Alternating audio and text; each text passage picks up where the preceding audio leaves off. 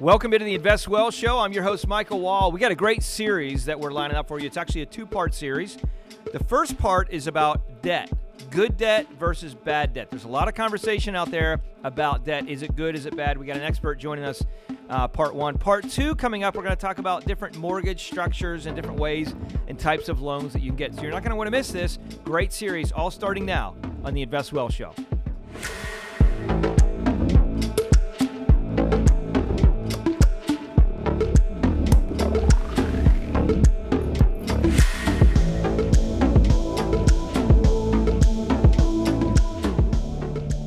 All right, so here we are. We're joined with Ryan Brown, stud and extraordinaire. He is the Divisional VP for Cross Country Mortgage. Great guy. He's got a wonderful team. You guys service hundreds and hundreds of people every year.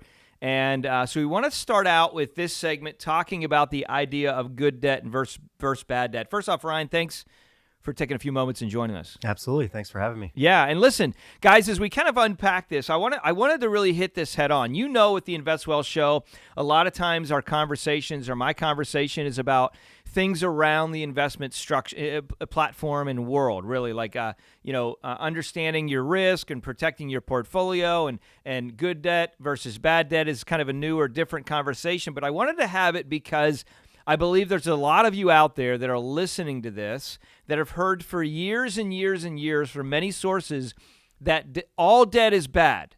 Don't have any debt, it's all bad. And I would disagree with that. I would agree that a lot of debt is bad, and debt needs to be looked at very intensely to make sure that you're not, quote unquote, hanging yourself, right? But there is a difference between good debt and bad debt. And most companies, most successful stories, often did not reach the level of success they have with some element of debt. It's the idea of using other people's money and maximizing it in ways to your benefit. So we want to kind of hit this head on. And so let's talk about this for a minute, Ryan, because you guys are looking at this every day as families are coming in.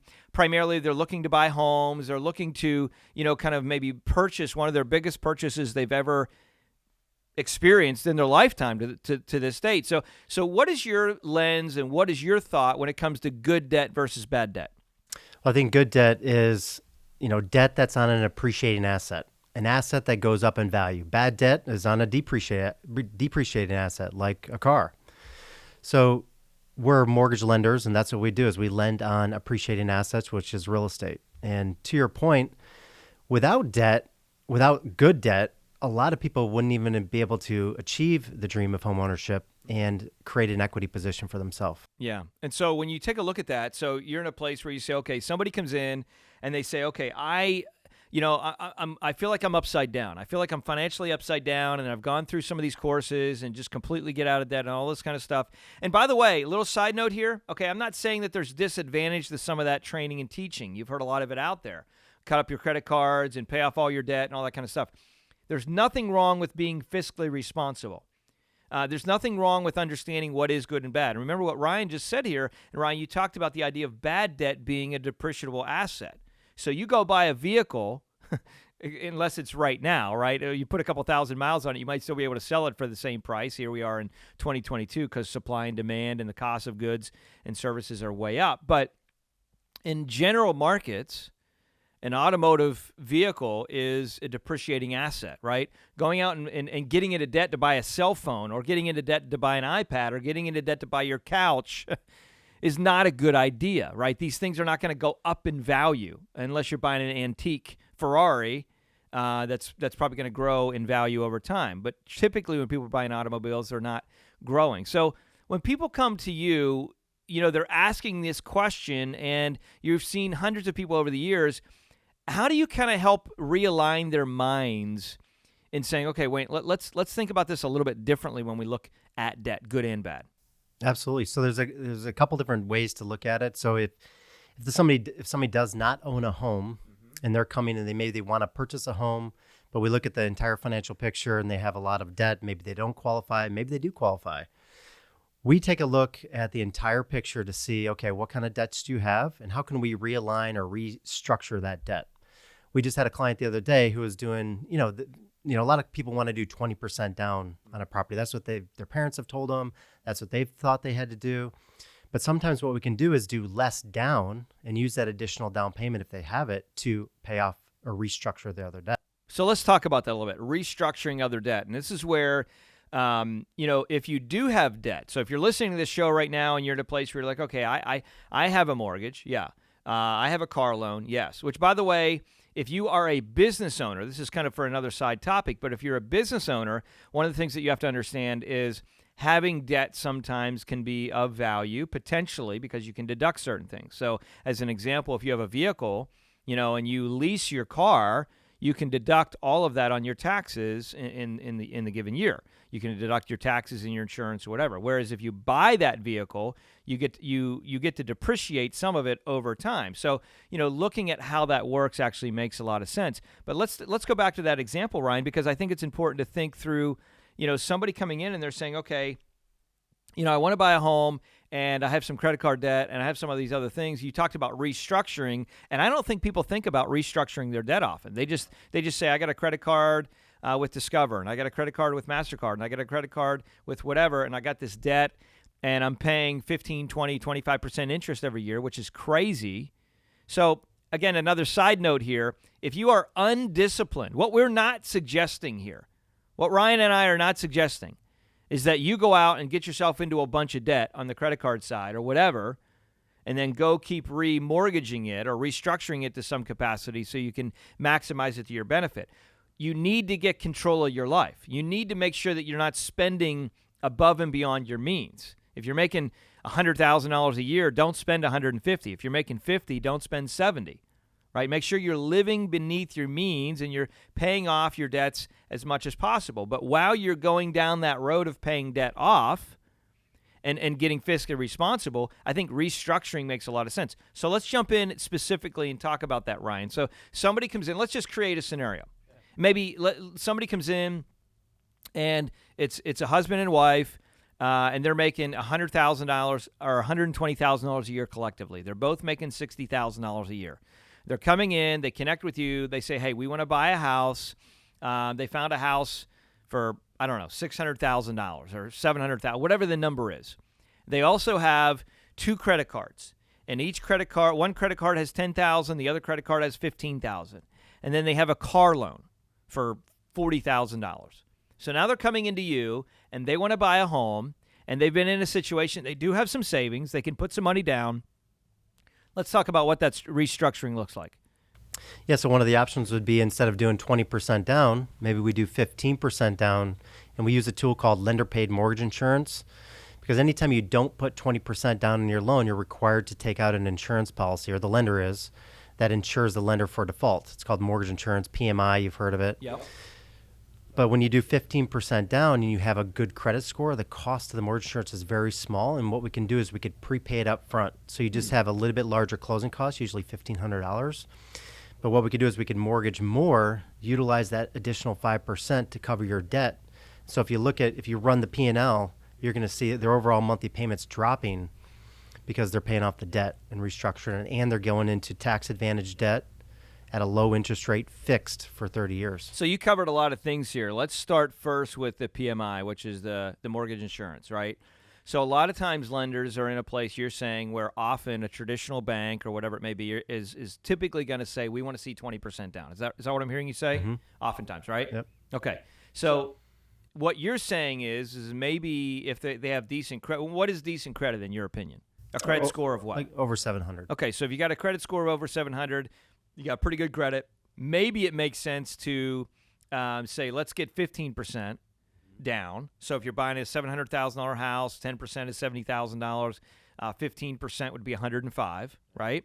So now they're putting $105,000 down. They have that saved from another house they sold, whatever.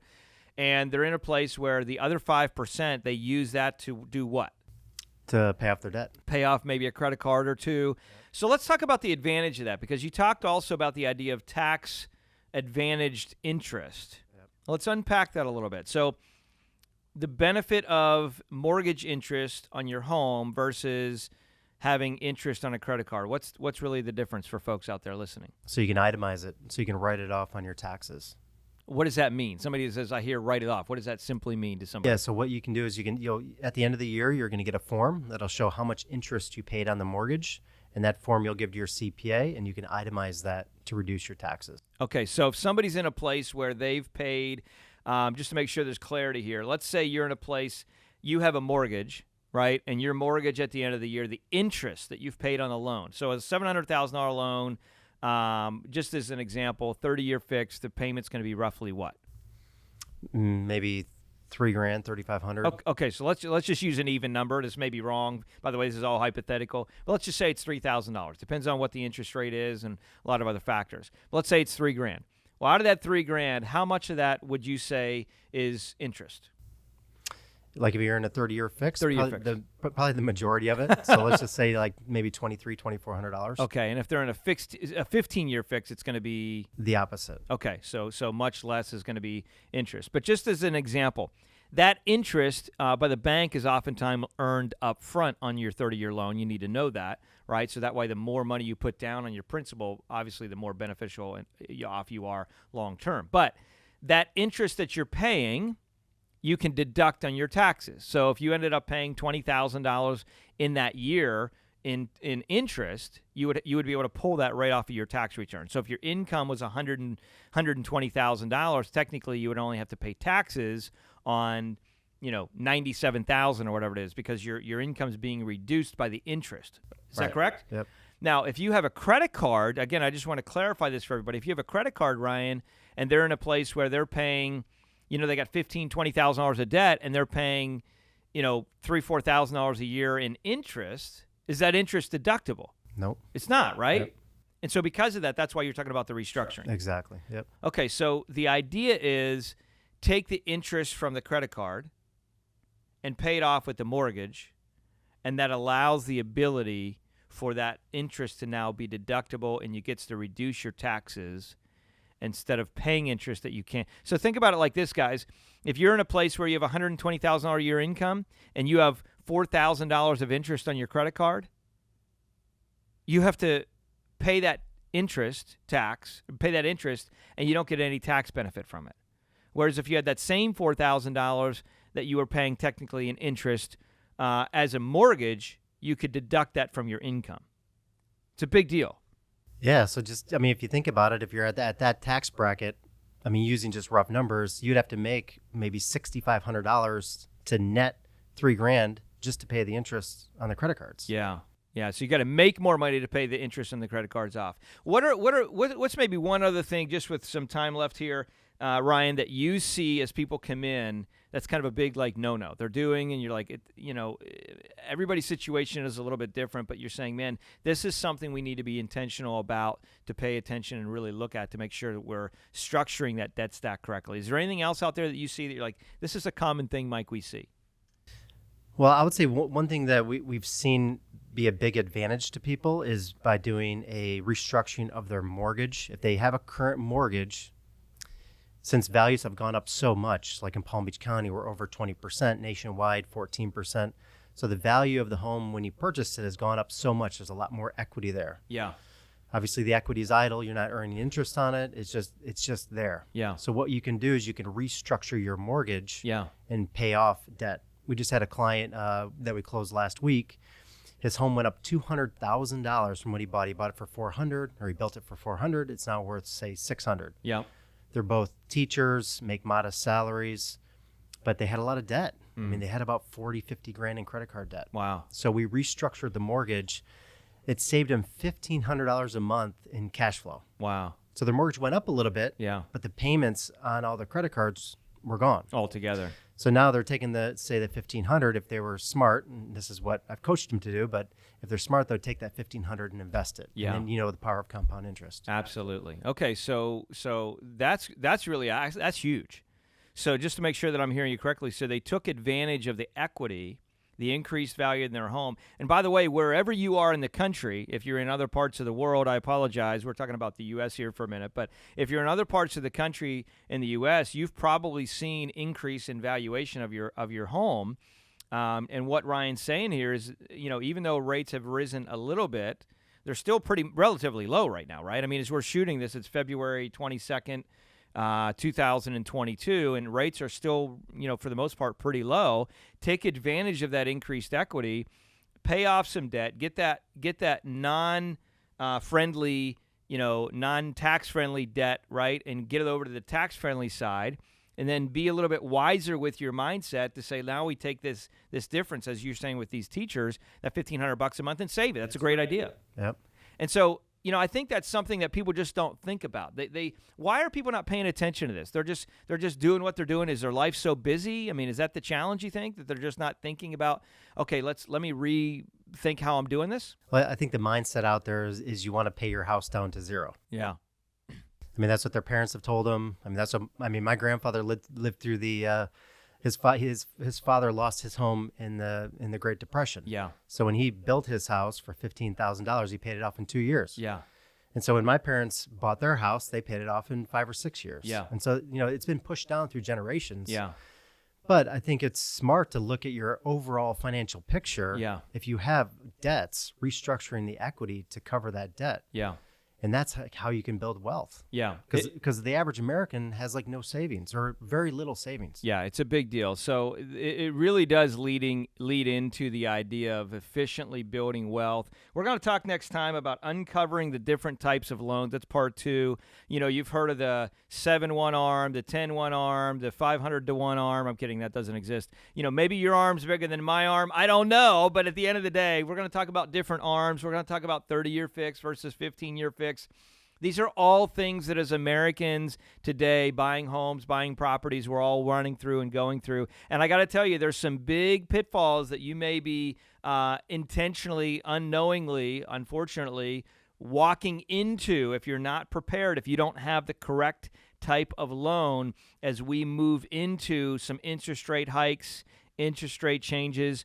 And I think very reasonably, in the next couple years, we could see a significantly different landscape as far as where interest rates will be. Now is the time to get it right. You don't want to miss part 2, so come back for that. We're going to talk about the difference between the different types of loans and what types probably are more advantageous to you long term to help you more efficiently restructure your debt, grow your wealth, and really live with purpose on your home side of life. Ryan, thanks so much for joining us for part 1. We're excited for part 2. Yeah.